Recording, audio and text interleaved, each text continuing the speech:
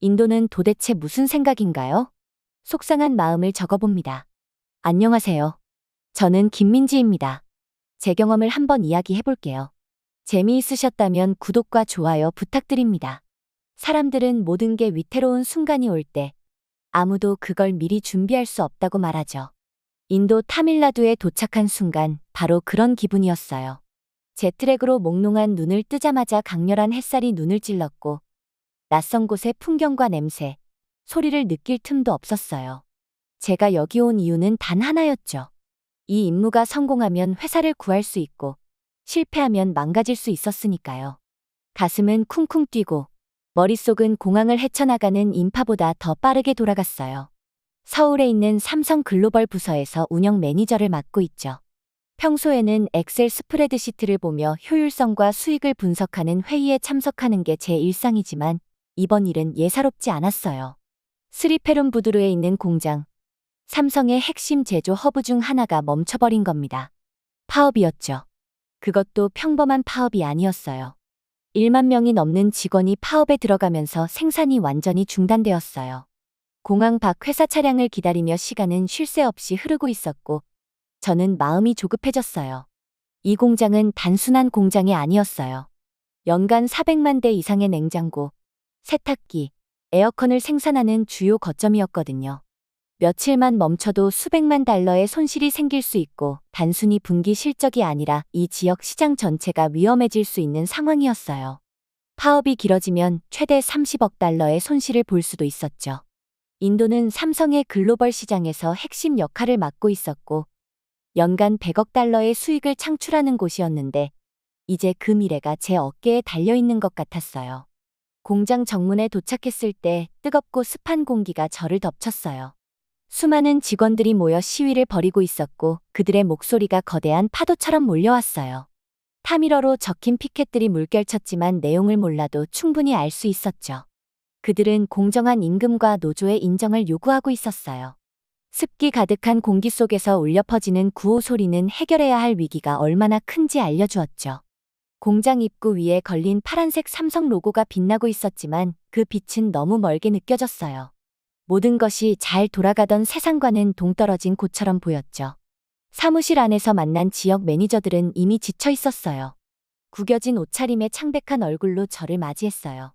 인도인들은 처음부터 이 문제를 지켜보았고 작은 불만이 점점 커지더니 전면 파업으로 번진 걸 목격한 사람들이었어요.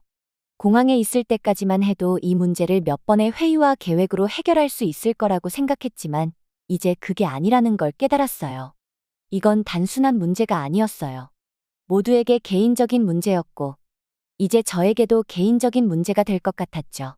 사무실 안에서 만난 쿠마르 씨는 지역 운영 책임자였어요. 쿠마르 씨의 눈에는 피곤함과 절박함이 서려 있었죠. 우린 다 해봤어요.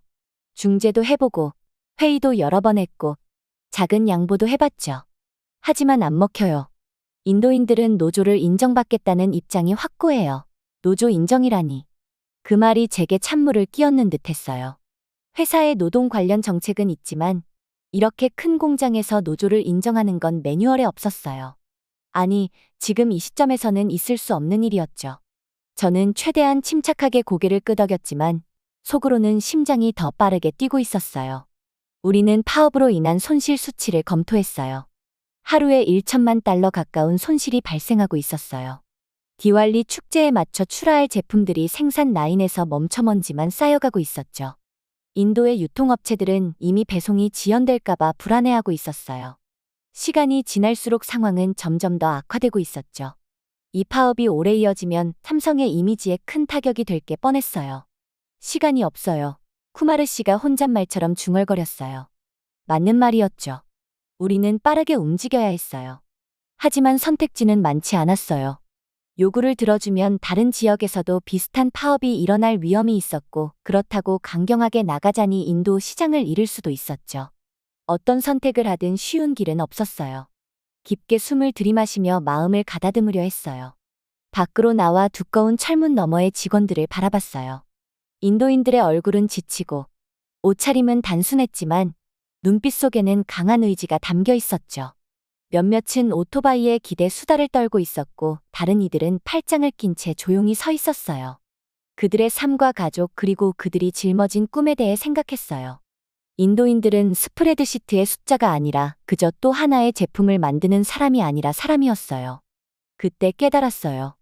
이건 단순히 임금이나 수익의 문제가 아니었어요. 인도인들은 존중받고 싶어 했던 거예요. 자신들의 노력이 그저 공장에서 굴러가는 제품에 불과하지 않다는 걸 인정받고 싶어 했던 거죠. 해가 서서히 지고 공장 부지 위로 긴 그림자가 드리워졌어요. 날씨는 조금 누그러졌지만 공기 중의 긴장감은 여전히 팽팽했어요. 주머니 속 전화기가 진동하며 본사에서 온 메시지가 도착했어요. 공장이 언제 다시 가동될지 묻는 내용이었죠. 하지만 저는 아직 답을 찾지 못했어요. 분명한 건 지금 이 순간이 기로라는 거예요. 이곳 타밀나두에서 벌어지는 일이 이 공장뿐만 아니라 삼성의 국제시장 운영 방식에도 영향을 미칠 거라는 걸 직감했어요. 이번 문제를 단순히 해결하는 게 아니라 앞으로 나아갈 새로운 방향을 모색해야 하는 순간이었죠. 사람과 수익 두 가지가 모두 중요한 길을 찾아야 했어요. 철문에서 돌아서며 머릿속이 여러 가지 가능성과 고민으로 가득 찼어요. 시간은 계속 흐르고 있었고 앞길은 여전히 불투명했어요. 분명한 건 하나였어요. 이제 돌아갈 길은 없다는 거예요. 해가 지평선 너머로 사라지고 공장 부지는 어둠 속에 잠겼어요. 타밀나두의 끈적끈적한 밤 공기처럼 긴장감이 피부에 스며들듯 무거웠어요. 협상은 또다시 막다른 길에 부딪혔고 SIW 노조는 한 발짝도 물러서지 않았죠. 인도인들의 요구는 월급 7만 찰루피였어요. 이 지역 공장 노동자들의 평균 임금보다 4배 가까이 높은 금액이었죠. 하지만 이건 단순히 돈의 문제가 아니었어요. 사실 인도인들의 요구는 처음부터 돈이 아니었죠. 진정 원했던 건 노조의 공식 인정 그리고 그것이 상징하는 존엄성이었어요. 그러나 삼성은 그걸 쉽게 허락할 생각이 없었죠. 파업이 시작된 지 사흘째 밤. 상황이 묘하게 달라졌어요. 노동자들 사이의 불안이 점점 거세지더니 폭풍이 터지기 직전의 고요함처럼 날카롭게 변했어요. 그리고 그때 소식이 들려왔어요. 보안팀이 공장 내부를 봉쇄했다는 거였죠. 혹시 모를 파손을 막기 위한 예방 조치였지만 노동자들에게는 도발로 받아들여졌어요. 그리고 그 순간 인도인들의 인내심이 완전히 끊어져 버렸죠. 처음에는 작은 불평들이 군중 사이를 스며들 듯 흘러다녔어요. 마치 불씨가 번지기 시작하는 것처럼요. 저는 철문 뒤에서 그 불안감이 점점 짙어지는 걸 지켜봤어요. 인도인들의 얼굴에는 희생의 흔적이 서려 있었죠.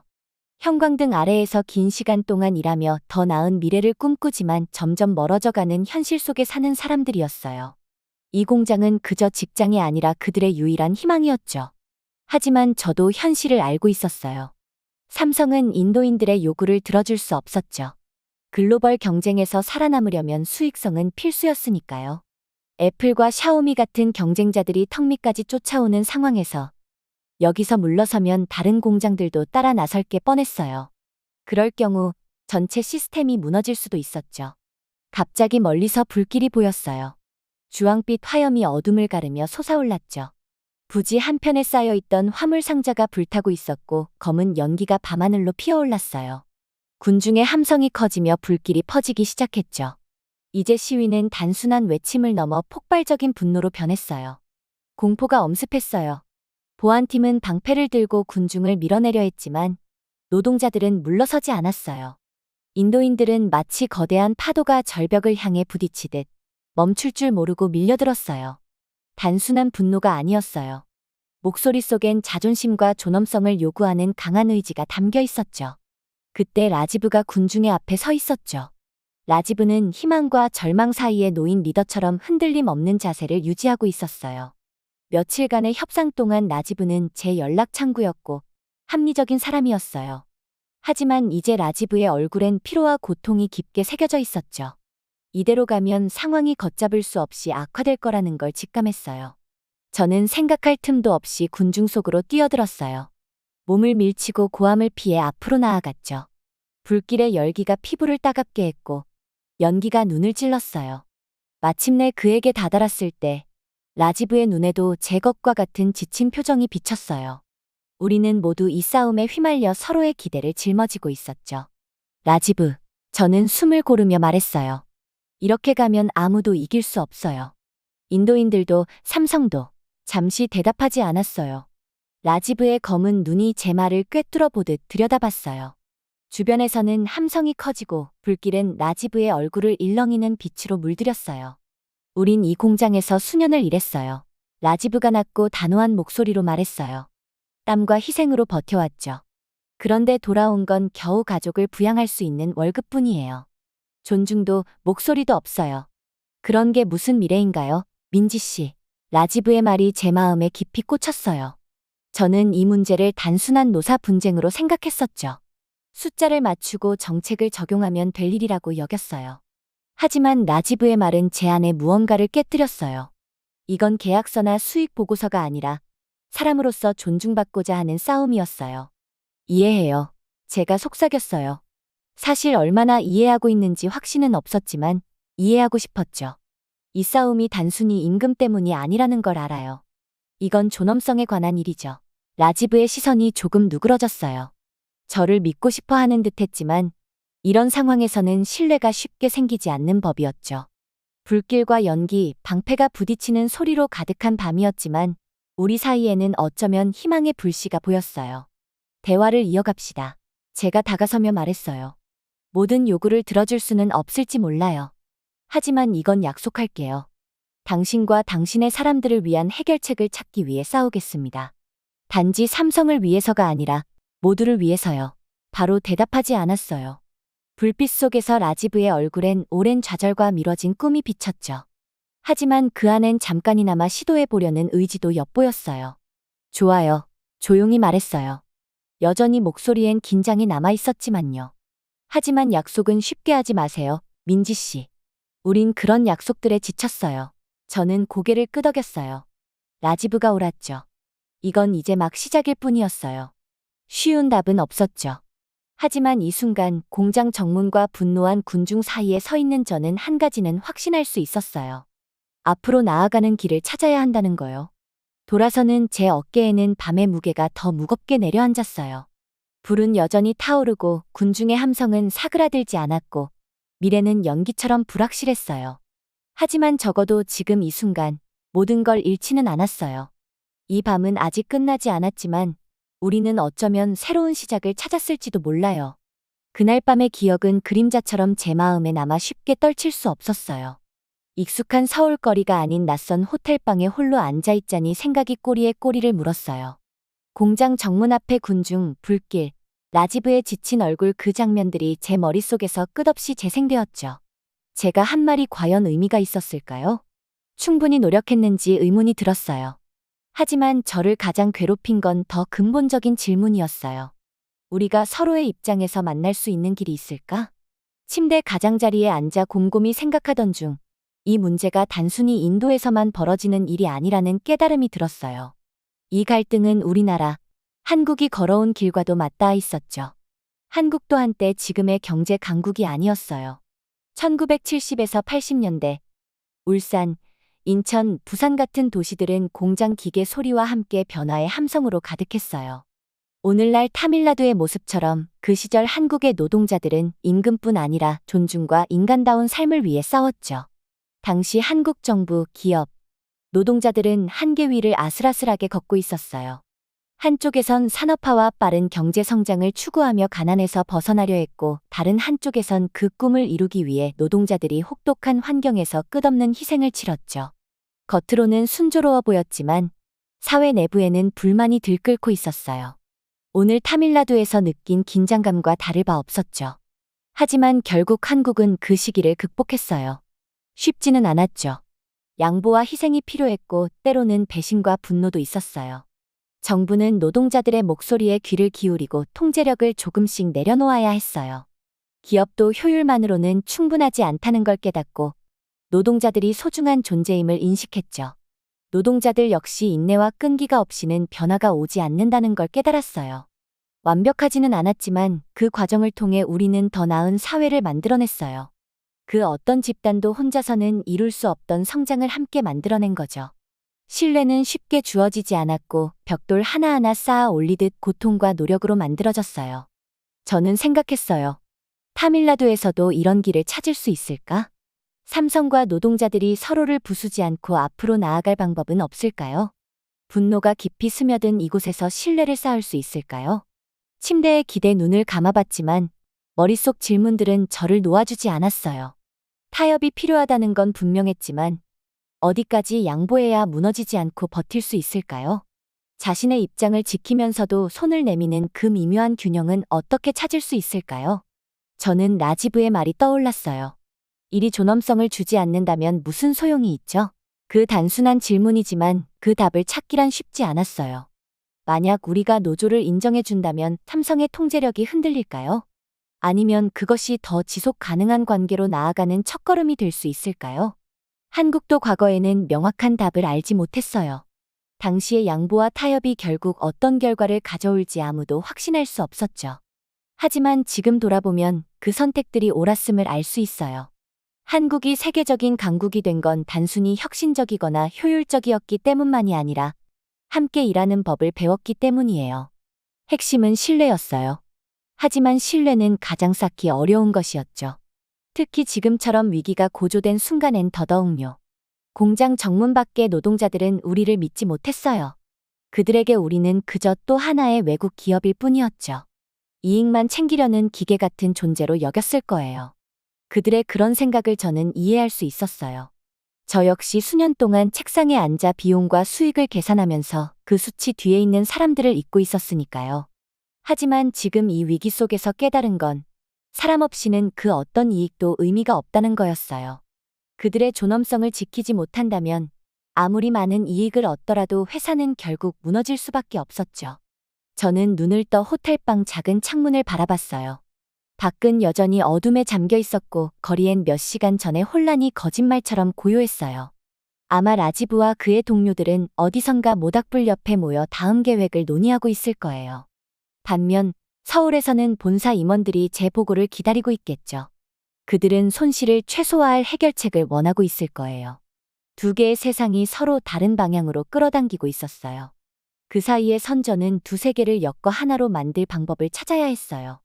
저는 깊은 한숨을 쉬며 머리를 매만졌어요. 무거운 책임감이 어깨를 짓눌렀죠. 이건 단순한 파업이 아니었어요. 사람과 이익이 서로를 짓누르지 않고 공존할 수 있는 미래를 만드는 문제였어요. 이건 단순한 문제 해결이 아니라 시험이었어요. 한국의 과거로부터 배운 교훈이 이곳에서도 통할 수 있을지에 대한 시험이었죠. 타밀라두에서도 우리가 그때처럼 신뢰를 쌓아갈 수 있을까요? 아니면 불신과 분열의 악순환에 빠져버릴까요? 아직 답은 찾지 못했어요. 하지만 한 가지는 확실했어요.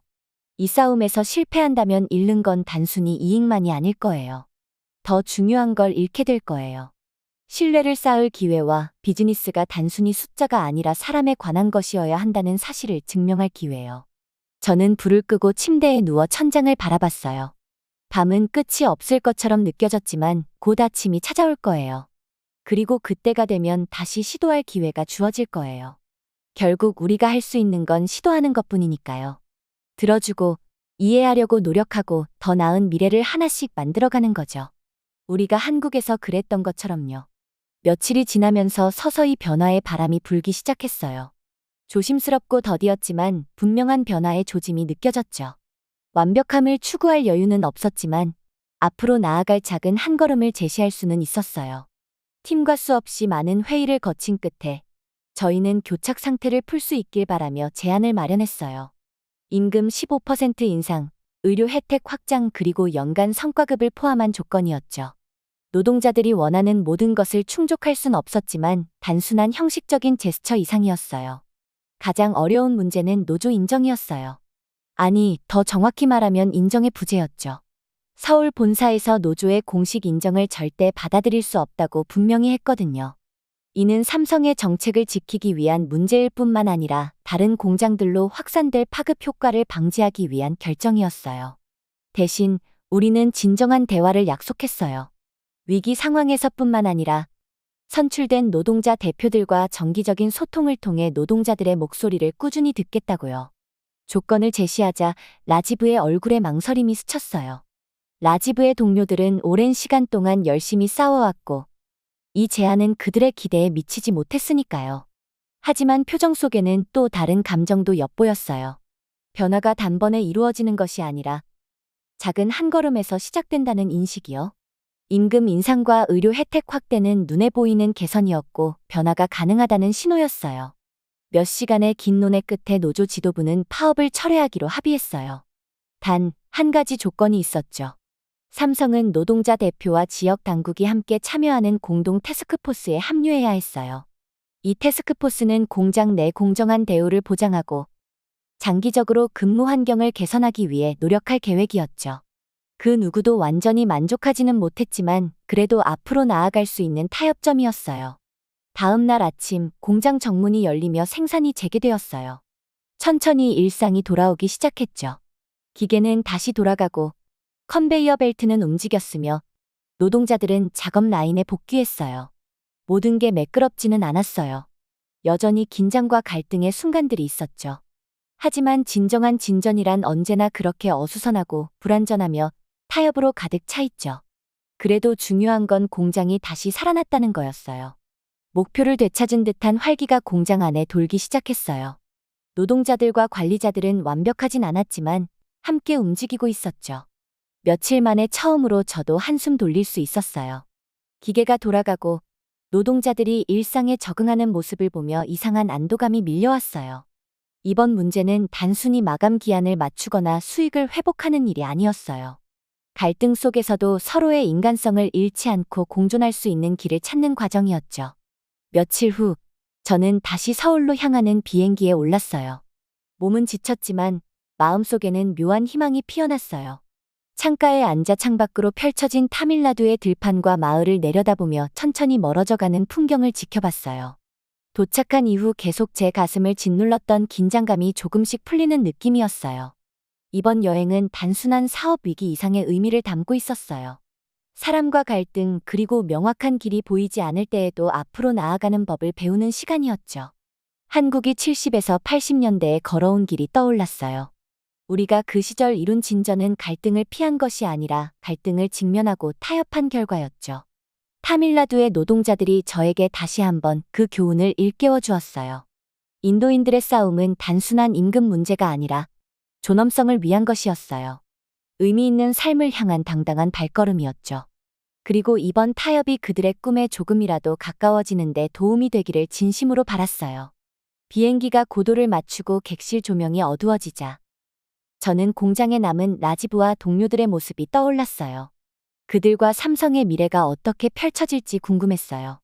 앞으로의 길은 쉽지 않을 거예요. 변화란 언제나 어려운 법이니까요.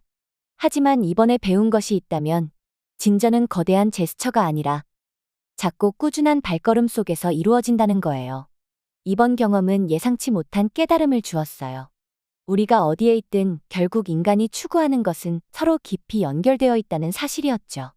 서울이든 스리페룸부두르든 사람들은 모두 존엄, 공정 그리고 더 나은 삶에 대한 희망을 위해 싸우고 있었어요. 우리가 단순히 제품을 만드는 회사가 아니라 관계를 쌓는 회사라는 것을 잊지 말아야 한다는 생각이 들었어요. 갈등 속에서도 성장의 가능성을 발견하고 경청하고 타협하며 조금씩 앞으로 나아가는 법을 찾아야 한다는 걸요.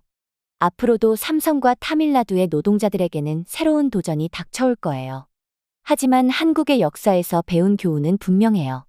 진정한 진전은 갈등을 회피하는 데서 오는 게 아니라 정면으로 맞서고 배우며 해결책을 찾아가는 과정에서 이루어진다는 것을요. 구름 위를 날아가며 저는 이 이야기가 평생 제 마음속에 남을 거라는 걸 깨달았어요.